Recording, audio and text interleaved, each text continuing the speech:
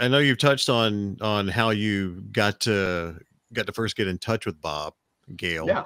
Uh, how has that relationship developed over the years? How close are you guys? We're close. I mean, I talk to Bob practically every week by email mostly. We stay in touch. He's been very busy the last several years with the Back to the Future musical that Mm-hmm. had launched. It was in previews when COVID hit. It had actually been in previews for 3 weeks, and they had to shut it down, and stayed shut down for close to a year, I believe. And they started it back up, and they had to shut it back briefly down. But it has won a number of awards recently in the UK. Yeah, I saw just that. last week, a number like won 7 awards in the UK, and so I'm just thrilled. I'm so proud of him. I mean, he had been working on this for a very long time. The very first time I ever heard him talk about the concept of even thinking about turning Back to the Future into a musical was at the DeLorean car show in Pigeon Forge back in 2004. It was his very first time to come to a DeLorean car show.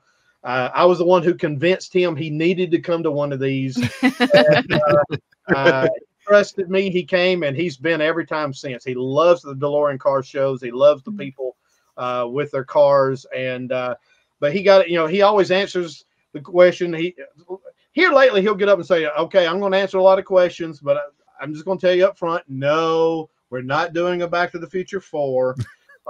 He had been asked that night, and he said, no, we're not doing a Back to the Future 4. But what we are considering is turning Back to the Future into a musical. I think that would be interesting. And he said, I don't know how that works, but that's something we would like to investigate. And that was in summer of 2004. And it had finally, 16 years later, it became something real. And it's winning all kinds of awards.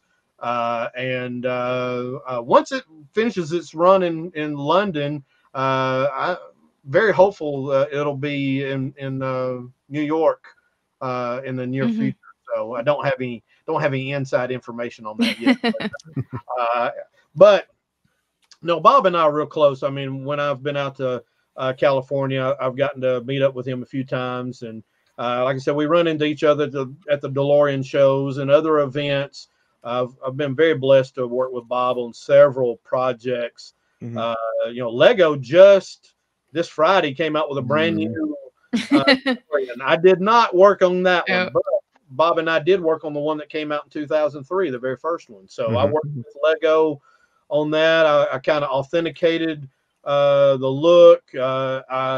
They sent me the instructions, and I built it through a couple of prototypes and made some corrections. I wrote the booklet that was inside that one, and I've got one right here. So this is the one that I worked on. I love that set. So there we go. So came out in 2003, but there's a really nice one that's out now. I understand it sold out real quick. I didn't get one yet. Yeah, me neither. I was sitting there, and I saw where they had back ordered it. I'm like, okay, I can still get to it. And they're like, expected to ship around April 23rd. And then I went on there like 2 hours later, and it said out of stock. And I went, okay, just email me when it's back. Yeah. We don't have a Lego store here in Florence, so we lost ours here in Birmingham too. Yeah. So I there used to be one there, wasn't there, in Birmingham? Till a couple of years ago. At the Galleria. Yeah, I thought, I'll go to Birmingham, I'll go get it, and then I looked up, it's not there anymore. No, it's gone. You come see us. Yeah. Well, I mean, you do have one up in Tennessee, though. Yeah, the Opry Mills, they have one. That's the closest one. So it was a Nashville trip was not in the cards for this weekend. So but yeah, so I've been very blessed to work with Bob on a number of projects and continue to collaborate on things with him over the years. He was the driving force behind the comic book series that came out in 2015 as well, and so I've been able to hear a few of the early concepts and ideas of that over the years, and it's a great friendship. He's he's just a great man, and I cherish his friendship, and he's one of those that, I just want to pick his brain all the time. I just want to what did you think of that? What made you think of that? So, I have to restrain myself not to go into geek mode every time. Well, you introduced me to him in 2010 when the 25th anniversary Back to the Future event happened. Yeah, you brought him to Florence, and Yep. That's when I got to meet him, and he was extremely generous with his time. Yeah, and I appreciate that introduction that you absolutely that you gave to me. But since I jumped to that topic, how let's talk about that. You brought Back to the Future to Alabama for the. I did. So walk us through that process. Sure. So the UNA George Lindsay UNA Film Festival is an event that happens every year on the campus of the University of North Alabama. Has been going on for a number of years. I think this year, it just happened last month. I believe this was the 25th anniversary of it. I had never been to it before, but in 2009, they brought in Lee Majors. And I was going, $6 million man. $6 million man. So I had to introduce my son to $6 million man. And I said, hey, we're going to this. This was one of my childhood heroes, this icon. I love the $6 Million Man. And so went to the film festival, and it was at, they had a Q&A at the Shoals Theater, and Rance Howard was there as well. Clint Howard's father. And I knew who he was, but I didn't know a lot of his work. I'd seen him, he was a character actor. I knew him from a number of things that they showed in some of the clips, but I was there for Lee Majors. And just sitting there and thinking about this process, I thought a bulb went off. I thought, next year is the 25th anniversary of Back to the Future. If this thing happens in March of every year, I wonder if I could meet with somebody at UNA and convince them, I know these people, this would work. And so, I went home that evening and emailed UNA, found the website and emailed. And by Monday or Tuesday, I was hearing from the lady that I became friends with, Cynthia Burkhead, who was the driving force behind the film festival. And I met with her in her office one day a few weeks later and laid out a pitch. I said, here's who I know. And at the time we were trying to get Leah, and Leah was actually booked to come to that until about 5 days before it happened. And we got the bad news that she was going to have to back out because she had just started filming a brand new series for, I think it was Freeform or whatever Switched at Birth series. Switched at Birth. She had just signed on to do that. And so I forgot what the network was called before it was Freeform, but and so she had to back up, but we brought in Bob. We also brought in Claudia Wells, who was Marty McFly's girlfriend. We also brought in James Token, who was the principal Strickland, and Michael Chaffee, who was one of the designers of the DeLorean time machine.